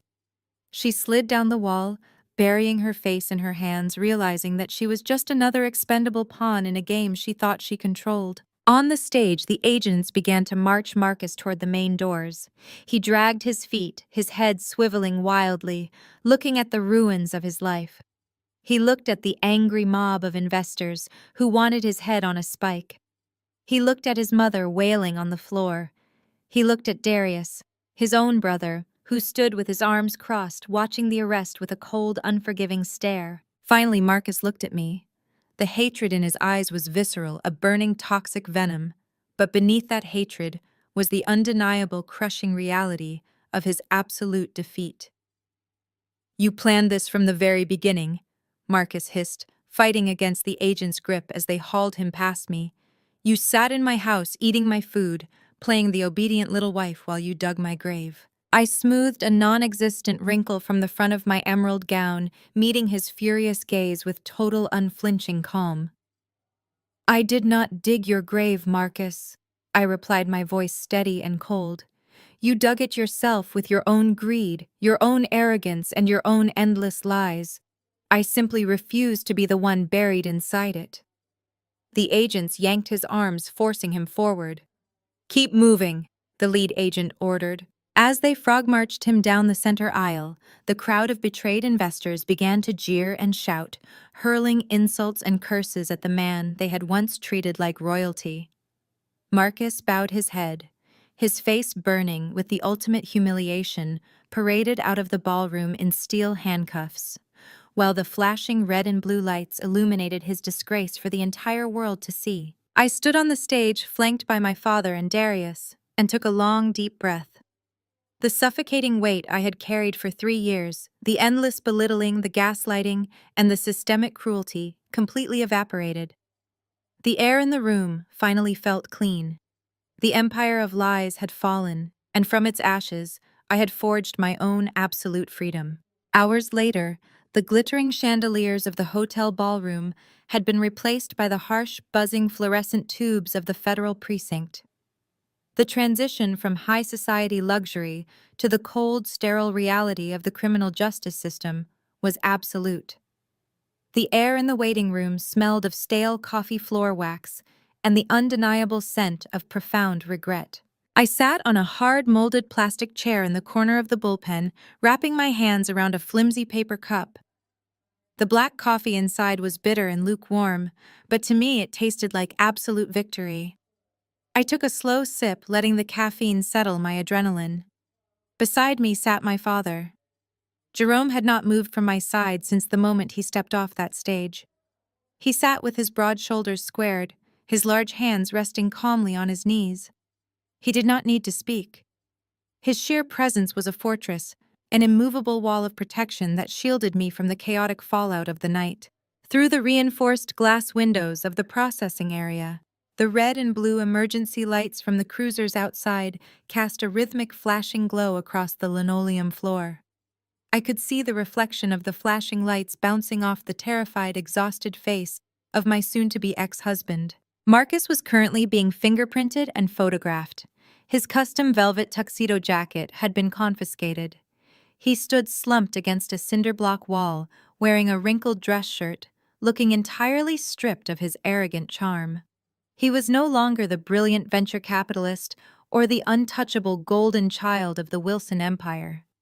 He was simply federal inmate number, pending a common white-collar criminal caught in a web of his own arrogant design. In a separate holding area, I could hear the faint, pathetic sounds of Chloe pleading with a desk sergeant. Her phone had been taken away after her parents formally blocked her number. She was desperately trying to convince anyone who would listen that she was a victim of circumstance, a naive socialite who had no idea her luxury medical spa was a multi-million-dollar money laundering front. The officers ignored her tears, treating her fragile distress with the exact bureaucratic indifference it deserved. The heavy steel door leading to the interrogation corridors clicked open with a loud, metallic clatter.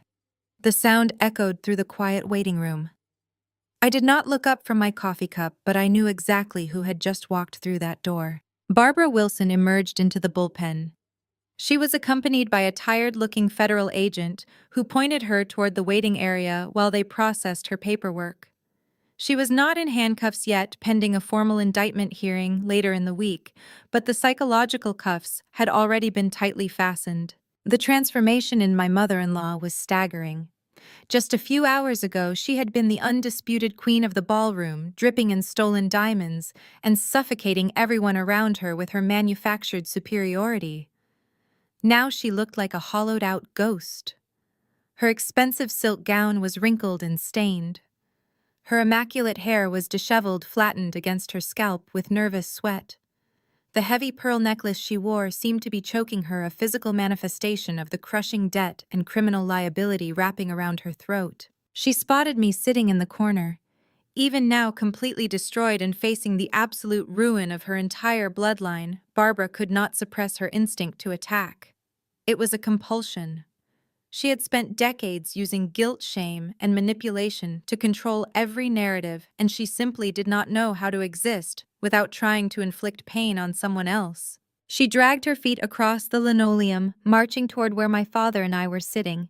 She stopped a few feet away, her chest heaving, her hands trembling so violently she had to cross her arms tightly over her chest to hide the shaking. She looked down at me, attempting to summon the familiar, imperious glare she had used to terrorize me for 3 years. But the glare held no power. It was just the hollow stare of a broken, desperate woman. "You are a monster," Barbara hissed, her voice trembling, a jagged whisper that sliced through the quiet hum of the police station. My father shifted his weight, his massive frame tensing instantly. He looked up at Barbara, his eyes narrowing into a lethal, silent warning. The low angle of the harsh precinct lighting caught the sharp, uncompromising lines of his face, emphasizing the sheer, undeniable authority he commanded. He did not need a $1 billion portfolio to be powerful. His strength came from a lifetime of hard work, integrity, and absolute devotion to his family. I placed a gentle hand on my father's forearm, silently telling him that I had this under control. I did not need him to fight this particular battle. I had already won the war. I took another slow sip of my coffee, deliberately keeping my gaze fixed on the plastic lid. I refused to grant her the respect of eye contact. I refused to let her believe she was worthy of my undivided attention. "You destroyed this family," Barbara continued, her voice rising in pitch, thick with venom and manufactured grief. She was trying to play the victim one last time, hoping to strike a nerve, hoping to find a single crack in my armor. "You orchestrated this entire circus just to humiliate us. You tore your own husband down. And for what spite, jealousy—" I remained perfectly still, letting her words hang in the empty air. They meant nothing to me. They were the desperate thrashings of a drowning predator. When her accusations failed to elicit a reaction, Barbara resorted to the ultimate emotional weapon. She pulled the pin on the only grenade she had left. "Think about your son," Barbara cried out, forcing a choked sob into her throat. "Think about little Malik. You are a mother, Maya. How could you do this to your own child? That boy is going to grow up with the stigma of a destroyed family. He is going to grow up without his father. You have condemned your own flesh and blood to a life of brokenness just to satisfy your vindictive ego. You are a devil." The silence in the waiting room grew heavy. A few police officers looked over from their desks, accustomed to domestic drama, but captivated by the sheer venom in Barbara's delivery. She stood there breathing heavily, waiting for the guilt to wash over me. She expected me to break down. She expected me to feel the crushing weight of maternal failure, the same weight she had tried to force onto my shoulders every single day of my marriage. I slowly lowered my paper cup. I let out a long, quiet breath. I felt absolutely no guilt. I felt no sorrow. I felt the fierce, protective clarity of a mother who had just secured her child's entire future. I finally raised my head.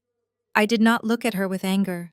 I looked at her with the cold, clinical detachment of someone inspecting a biological specimen.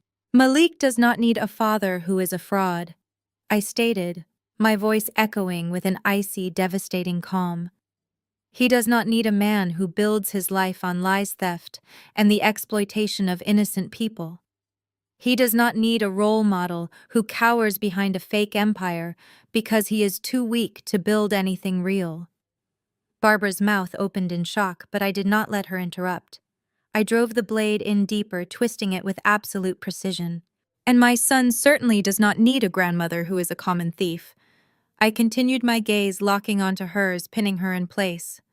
"A woman who would gladly leverage her own family's security to maintain a pathetic illusion of high society superiority. You did not want a grandson, Barbara. You wanted a prop. You wanted an heir to a throne made entirely of garbage." Barbara took a stumbling step backward, the color draining completely from her face. She raised a shaking hand, pointing a trembling finger at me. "You have no right." "I have every right." I cut her off, my voice dropping to a dangerous, steady rhythm. "Because unlike you, I actually know how to parent. Malik is going to be perfectly fine. He has a mother who knows exactly how to build a legitimate, unbreakable empire from the ground up. And he has a grandfather." I gestured slightly toward Jerome, who sat beside me like a guardian titan, who knows how to actually protect his family instead of throwing them to the wolves to save his own skin. I watched the words hit her. I watched them dismantle her entire philosophy of life, motherhood, and legacy. But I was not finished. I had one final administrative detail to deliver, one last piece of reality to shatter her delusion. "I suggest you stop worrying about my son's future," I said, my tone shifting from protective mother to ruthless executive. "You need to start worrying about your own immediate survival." As of an hour ago, the federal prosecutor officially froze every single domestic and offshore account tied to the Wilson name. Your credit cards are dead plastic. Your shell companies have been seized. Barbara's breath hitched. She shook her head frantically in denial. No, the house, the trust. The mansion was heavily leveraged against Marcus's fraudulent commercial loans. I informed her, smoothly delivering the killing blow. It was listed as primary collateral for the debt you defaulted on this morning. The bank has already initiated the accelerated foreclosure protocols. Tomorrow morning at exactly 8 a.m., federal marshals and my private security team will arrive at your precious estate. They are going to change the locks, seal the gates, and seize every asset inside. Barbara let out a small, strangled gasp. Her eyes widened to the point of tearing, the absolute magnitude of her total financial ruin finally penetrating her thick skull. You have absolutely nothing left, Barbara, I said, picking up my coffee cup and looking away from her, dismissing her existence entirely. You should probably stop harassing me and start thinking very carefully about which bridge you are going to sleep under tomorrow night. The finality of the statement hung in the cold air of the police station. For a long, agonizing second, Barbara just stood there, paralyzed. Her mind frantically searched for a loophole, a hidden account, a wealthy friend she could call for a favor. But there was nothing. The realization hit her with the concussive force of a freight train. The mansion was gone. The money was gone. The prestige, the country club memberships, the designer clothes, it was all gone. She was no longer a matriarch. She was a destitute, soon-to-be indicted criminal facing years in a federal penitentiary. Something inside Barbara's brain simply snapped. Her knees buckled. It was not a theatrical faint or a calculated swoon meant to garner sympathy. It was a total, involuntary collapse of her nervous system. Barbara crumpled to the dirty linoleum floor of the police station. She landed hard on her hands and knees, her expensive dress pooling around her like a discarded rag. She did not scream. She did not yell for help. She let out a low, guttural, hollow moan, the sound of a woman whose soul had just been completely crushed under the weight of her own profound arrogance. She curled into a fetal position right there in the middle of the bullpen, trembling violently, her forehead resting against the cold floor. The cruelty, the systemic abuse she had inflicted on others, and the horrifying price she was now forced to pay, had finally sunk deep into the darkest corners of her brain. The police officers at the desks barely glanced in her direction. They had seen 1,000 broken criminals hit that exact same floor. To them, she was just another piece of paperwork. My father looked down at the shivering, broken woman. He did not offer a hand. He did not offer a word of pity. He simply turned his head, looked at me, and gave a small, solemn nod of approval. The Wilson Empire was officially dead, and I had never felt more alive. The tires of our black SUV crunched aggressively over the pristine white gravel of the Wilson estate driveway at exactly 8 o'clock in the morning. The massive wrought iron gates, which for years had stood as a towering symbol of their exclusionary elitism and my supposed inferiority, were already chained open. A fleet of stark white moving trucks and unmarked government vehicles jammed the circular driveway. Federal marshals, forensic accountants, and private enforcement agents swarmed the property with terrifying militaristic efficiency. I stepped out of the vehicle into the crisp morning air. The cold wind bit at my cheeks, but I barely felt it. Beside me, my father closed his car door with a solid, echoing thud. Jerome wore his signature worn leather jacket, his posture radiating the quiet, immovable strength of a man who had built his life on solid ground. We stood side by side watching the final brutal dismantling of a fabricated dynasty. The scene unfolding before us moved at a rapid, chaotic pace. Agents in tactical gear marched up the grand marble steps carrying clipboards, heavy-duty packing tape, and barcode scanners. There was no hesitation. There was no polite negotiation. This was the raw, mechanical application of the law, stripping away the velvet curtain to expose the rot underneath. My father and I walked through the towering front doors and stepped into the grand foyer. The house was a hive of frantic clinical activity. Professional movers were already pulling the original oil paintings off the walls, wrapping them in thick layers of protective bubble wrap. The antique Persian rugs were being rolled up and hauled out the back doors. The illusion of the Wilson wealth was literally being packed into cardboard boxes and carted away. Standing in the center of the chaos, cornered in her own living room, was Barbara. She was not wearing designer silk or perfectly tailored cashmere. She was wearing a pair of faded gray sweatpants and an oversized, unbranded sweater. Her face was pale, entirely devoid of makeup, her eyes bloodshot and swollen from a night spent screaming in a holding cell before making bail on the federal charges. Two federal agents stood directly on either side of her. One of them handed her a roll of thick, heavy-duty black plastic trash bags. Barbara stared at the black plastic, her hands trembling violently. She looked up at the agent, her voice a fragile, raspy whisper. "You expect me to put my belongings in garbage bags? You are only permitted to take basic, non-luxury personal effects, Mrs. Wilson," the agent stated, his voice completely devoid of sympathy. "Everything else in this residence, including the designer wardrobe, the jewelry, and the accessories, was purchased using illicit funds and leveraged credit. It is now property of the federal government pending the fraud investigation." Barbara's jaw trembled. She turned toward the grand staircase, her eyes darting frantically toward her master's suite. "But my Chanel coats, my Birkin bags, I bought those years ago." "We have the bank statements that prove otherwise," the second agent interrupted, stepping into her line of sight and blocking her path to the stairs. "You used your daughter-in-law's forged signature and credit line to purchase those items. They do not belong to you. Pack your basics. You have exactly 20 minutes before you are formally removed from the premises." Barbara clutched the roll of trash bags to her chest. She looked like a cornered feral animal. She slowly turned her head and locked eyes with me. She wanted to scream. I could see the toxic venom bubbling in her throat, the desperate urge to hurl insults, to call me a failure, to assert her dominance one last time. But the presence of the armed federal marshals and the terrifying silent mountain of a man standing right beside me kept her mouth shut. The reality of her situation had finally crushed the fight out of her. With shaking hands, the former queen of Atlanta high society ripped a plastic garbage bag from the roll. She dropped to her knees on the hardwood floor and began shoving cheap cotton t-shirts, plain socks, and a pair of worn-out sneakers into the black plastic. It was the ultimate visceral degradation.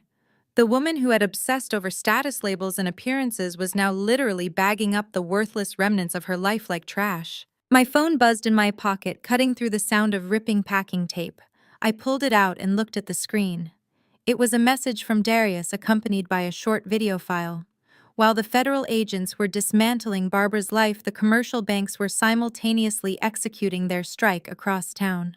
I tapped the video, watching the feed from the security cameras outside Chloe's luxury medical spa. The scene was equally devastating. 4 bank representatives and a private security team were actively padlocking the heavy glass doors of the spa. Professional movers were hauling out the imported Italian leather waiting chairs, the $250,000 laser machines, and the custom crystal chandeliers. Chloe was standing on the sidewalk in the background of the video, screaming hysterically at the bank representatives. Her luxury SUV had already been hooked up to a tow truck. She was gripping a single cardboard box filled with desk supplies, her perfect blowout ruined by the wind. She was furiously dialing her phone, stamping her feet on the pavement, completely unable to process that her parents had legally disowned her and blocked her number to protect their own assets. She was utterly alone. She had no husband to bail her out. She had no rich father to transfer funds. She had nothing but a cardboard box and a $500,000 fraudulent commercial mortgage bearing her signature. The white privilege she had weaponized against me for years offered absolutely zero protection against federal bank fraud. I locked my phone and slid it back into my pocket, feeling a profound icy calm settle over my entire body. Within 45 minutes, the enforcement team had completely stripped the ground floor of the mansion. The lavish furniture, the grand piano, the silver dining sets were all gone. The federal agents escorted a weeping, shattered Barbara out the front door. She dragged 2 lumpy black trash bags across the marble threshold, her head bowed in absolute disgrace. She did not look back. She walked down the long driveway, heading toward a cheap taxi the agents had ordered for her, forced to figure out exactly which cheap motel or park bench would serve as her new kingdom. The heavy front doors slammed shut behind her, echoing through the vast empty house. I stood in the center of the cavernous living room. The sunlight filtered through the bare floor-to-ceiling windows, casting long, harsh shadows across the scuffed hardwood. I looked at the exact spot where Barbara used to sit in her custom wingback chair, swirling expensive wine while she casually insulted my upbringing. I looked at the fireplace mantel where Marcus used to lean adjusting his designer cuffs while he gaslighted me into believing I was losing my mind. It was all completely empty. There was nothing left. No ghosts, no shadows, no lingering echoes of their abuse. I had not fought their cruelty with tears. I had not engaged in their screaming matches. I had not begged them for respect or validation. I had quietly, meticulously gathered the brutal facts. I had used intellect, undeniable proof, and the ruthless, unforgiving power of the law to tear their fraudulent empire down to the studs. I had beaten them at their own game and I had destroyed them permanently. My father walked up slowly behind me. His heavy footsteps echoed in the silent, empty room. He stopped at my side, looking out over the desolate space. I turned my head and looked up at him. Jerome looked down at me, the hard, protective lines of his face softening into an expression of absolute, overwhelming pride. He reached out and placed his large, calloused hand firmly on my shoulder. We did not need to celebrate loudly. The quiet, resonant peace of the empty mansion was the greatest victory song we could have asked for. Justice had been served cold and absolute. Jerome took a slow breath, his eyes scanning the bare walls one last time before turning to me. "Is everything done?" my father asked, his deep voice breaking the absolute silence of the room. I looked down at the screen of my phone, watching the notifications from dozens of missed calls and frantic text messages flooding in from local news anchors and financial journalists. The arrest of Marcus Wilson had already leaked. The city was hungry for the details. I looked back up at my father, a slow, razor-sharp smile spreading across my face. "Not yet, Dad," I replied, my voice ringing with absolute, unshakable authority. "I have one last thing to do with the press." I turned away from the desolate, stripped-down living room of the Wilson estate and walked out the front doors, my father matching my stride. A swarm of reporters, tipped off by the massive police presence, had already gathered at the bottom of the driveway.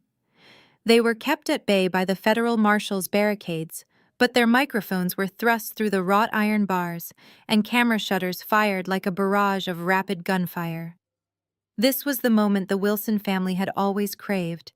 They had spent decades chasing the spotlight, cultivating public attention, and demanding the adoration of the press. But today, the spotlight was entirely on my terms. I stepped up to the microphones. I did not speak with malice hysteria or the frantic desperation that Barbara had exhibited just an hour prior. I spoke with the cold, clinical, and devastating precision of a woman who had just dismantled an empire. I answered their questions directly. I detailed the fraudulent commercial mortgages, the exploitation of family members, and the systemic financial abuse that had funded their lavish lifestyle. I handed out printed summaries of the public indictments to the journalists, ensuring there was absolutely no room for the Wilsons to spin the narrative. I gave the media the unvarnished truth, and I watched the final nails being driven into the coffin of the Wilson legacy. By noon, the story was everywhere. The digital and print media devoured the scandal with an insatiable appetite. "Wilson Empire crumbles," the headlines screamed the next morning. "Socialite family indicted in massive multi-million-dollar fraud scheme." The untouchable elite of Atlanta had been reduced to a spectacular cautionary tale of greed and hubris. Marcus, stripped of his custom velvet suits and his arrogant gaslighting smirk, was plastered across every major news network. He was photographed wearing an oversized orange jumpsuit, looking hollow and terrified as a federal judge denied his bail request due to the sheer magnitude of the stolen offshore funds and his flight risk. His attempts to negotiate a lenient plea deal were immediately shut down by the prosecutor's office. The evidence I had provided was simply too overwhelming, and the public outcry from the defrauded investors demanded a maximum sentence. He was facing decades in a federal penitentiary, a place where his charismatic manipulation would offer him absolutely zero protection. Barbara's face, looking pale, aged, and entirely haggard without her team of stylists, was broadcast alongside reports detailing her predatory lending practices. She eventually pleaded guilty to multiple counts of conspiracy and financial fraud to avoid a lengthy trial. The woman who had once terrorized me from the comfort of her custom wingback chair was forced to relocate to a cramped one-bedroom apartment on the outskirts of the city, wearing a court-ordered ankle monitor while awaiting her sentencing hearing. Every ounce of her social capital had evaporated. Her country club friends deleted her number, and she was left to live out her days in the exact kind of poverty she had spent her life mocking. Chloe's fate was equally poetic. The pristine, debt-free medical spa she had flaunted was entirely liquidated by the banks to cover a fraction of the fraudulent loans Marcus had taken out in her name. When she crawled back to her wealthy parents in Connecticut, begging for financial salvation, they formally cut her out of the family trust to protect their own public image. Stripped of her white privilege, her aesthetic perfection, and her unlimited credit cards, Chloe was forced to take a minimum-wage administrative job just to begin paying off the massive debts she had blindly signed her name to. Darius, true to his word, cooperated fully with the federal authorities. With his immunity agreement secured, he quietly packed his belongings, finalized a swift divorce from Chloe, and moved across the country. He started over in a modest role at a legitimate accounting firm, finally free from the toxic, suffocating shadow of his mother and older brother. With the empire burned to the ground, the courts began the grueling process of liquidating what remained of the Wilsons' assets to pay back the victims. Because I had brought the entire scheme to the authorities and meticulously documented my own financial boundaries, my assets, the ones I had built independently, the ones they had tried so desperately to steal, were completely protected by the federal courts. My divorce from Marcus was finalized with brutal efficiency, severing my legal ties to his ruin. But I did not just want to walk away and forget the nightmare I had endured. I wanted to take the profound pain, the isolation, and the financial terror they had subjected me to and turn it into a weapon for good. I wanted to build a shield for others. I took a significant portion of my rapidly growing business profits to establish the Phoenix Legal Initiative. We hired top-tier financial forensic experts, ruthless family law attorneys, and dedicated trauma counselors. Our mission was entirely unapologetic to provide absolute, uncompromising legal and financial protection for women who were trapped in economically abusive marriages. We took on the cases of women whose husbands controlled every bank account, whose in-laws weaponized their generational wealth to force compliance. We represented the women who were constantly told they were failures simply because they did not have access to the master ledger. We tracked down hidden crypto wallets, exposed offshore shell companies, and handed these women the keys to their own freedom. We fought fire with absolute, overwhelming legal force. 6 months later, the dust had finally settled. The air in my own home, a beautiful sunlit space, entirely free of the Wilson shadow, felt incredibly light and breathable. The afternoon sun streamed through the expansive floor-to-ceiling windows, casting a warm, golden, and radiant glow across the hardwood floor. I sat back, letting the profound tranquility of the moment wash over me. I was resting comfortably on a plush jade green velvet sofa. It was the exact same shade of green as the sofa I had sat on 3 years ago when I first walked into the Wilson mansion as a naive, hopeful bride desperate for their approval. But the woman sitting here now, bathed in the warm light of her own success, was entirely unrecognizable from that frightened girl. I looked across the room at my father. Jerome was sitting in a comfortable armchair, reviewing a set of blueprints for a new community center my foundation was sponsoring. He looked up, catching my eye over the rim of his reading glasses. The hard protective edge he had carried for months had finally softened. He offered me a slow, deeply contented smile. "Is everything done, Maya?" my father asked, his deep voice, carrying a tone of absolute peace. I smiled back at him, feeling the unshakable power radiating through my veins. "Not yet, Dad. I have one last thing to do with the press." I turned my gaze away from my father and looked directly into the camera lens breaking the fourth wall. I did not speak with anger.